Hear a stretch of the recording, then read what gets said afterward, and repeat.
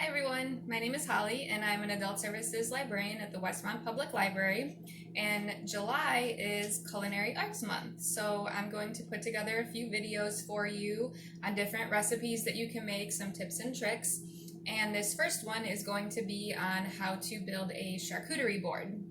So I'm going to start off by telling you the different categories of things that you're going to want to put on the board.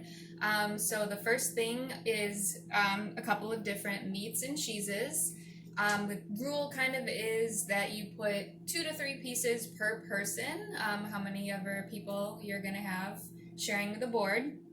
So I chose 3 different meats and 3 different cheeses. So I have an Italian prosciutto, I have Italian speck, and then I have salami. And then for my cheeses, I have a semi-soft cheese with that's marinated in roasted red peppers and garlic. I've got Asiago, which is a hard cheese, and then I've got mozzarella pearls. So next you're going to want to have a couple of different types of crackers. Also, you want to do some olives, some fresh fruit or berries, some dried fruit, and then some kind of nut. So I'm going to use almonds. Pistachios are also a really good choice. And then olives. Olives is key definitely for me. So the first thing I'm going to do is I'm going to anchor the board with my olives. I've got a little bowl. I've got garlic stuffed olives. You can use any kind you like. But I'm going to anchor that in the middle, and then I'm going to kind of build around it. So I have an apricot jam. I'm actually going to put that in the corner. And then I'm going to keep the mozzarella pearls in their little container here too. So I'm just going to put that in the opposite corner. And then I'm just going to try to kind of do every other. Like, I'm not going to put 2 meats next to each other. I'll do a meat and a cheese and then a cracker, kind of stuff like that. So with the prosciutto, it's very thin. It breaks apart a lot. So that I'm actually just going to keep in the little piles that they are. I'm going to try to do something like a little different with each meat as well. So like the salami, I'll go ahead and just kind of keep fanned out. I know it's hard to see from that angle, but I'll take a picture from the top as well when I'm finished. And then with the speck, that one's pretty thin too, not as thin as the prosciutto, but I'm just going to roll that up and put that on one side there. So then I've got the 3 different meats, and then they're just displayed in 3 different ways. So we've got kind of like a fanning out, we've got just a pile, and then we've got the rolls. I'm going to finish those. And I've got one more. All right. And then so the same thing with the cheeses. I'm going to try to make them look all just a little bit different. So we've got the mozzarella pearls, and then I've got the Asiago. Those I've cubed up. So I'm just going to actually put those there in the corner. And then I've just got the slices of the semi-soft cheese. So I'll fan those out a little bit. Kind of like how the salami is fanned out. Right?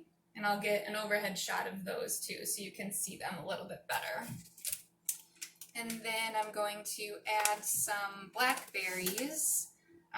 Raspberries are also really good to add. Strawberries, if you're making a board in the fall. Apples, if you want to slice up some apples, that's another good option. So I'm just going to kind of put those in a pile there. And then I like the contrast with the white cheese and then the darker berries as well. So I kind of just try to do, like I said, every other. We're going to put a couple of different crackers out. I'll just put a little pile there. And fan some more of those out. Actually, I don't want to put too many crackers on that side, so I'll just move some over here as well. Dried fruit. So I got mango for the dried fruit. And I'll just put a couple of slices kind of around the olive dish there.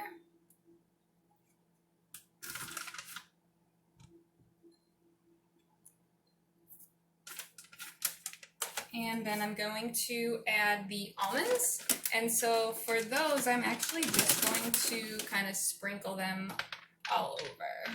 So you can kind of find a little corner if you want to pile them up, but I just like to add them on top.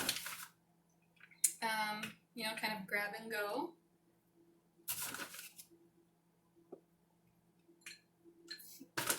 And that's really it. It's pretty simple. You just kind of want a variety of things. So like I said, I got 3 different meats, I got 3 different cheeses, got a different kind of fresh fruit and dried fruit. And then it's just about kind of arranging it however you like. Like I said, I just like to do kind of every other so that the similar things aren't next to each other. Keep it to 2 to 3 pieces per person of what you're serving, and just enjoy it. So I'm actually going to grab a glass of wine and go sit out on my patio and enjoy the nice sunny day.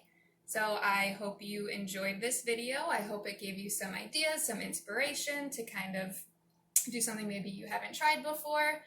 And if you did enjoy this video, please make sure to subscribe below. And like I said, we're celebrating Culinary Arts Month, so I'm going to have a couple more videos coming out on some other different recipes that you can try. And I look forward to seeing you guys again. Thank you.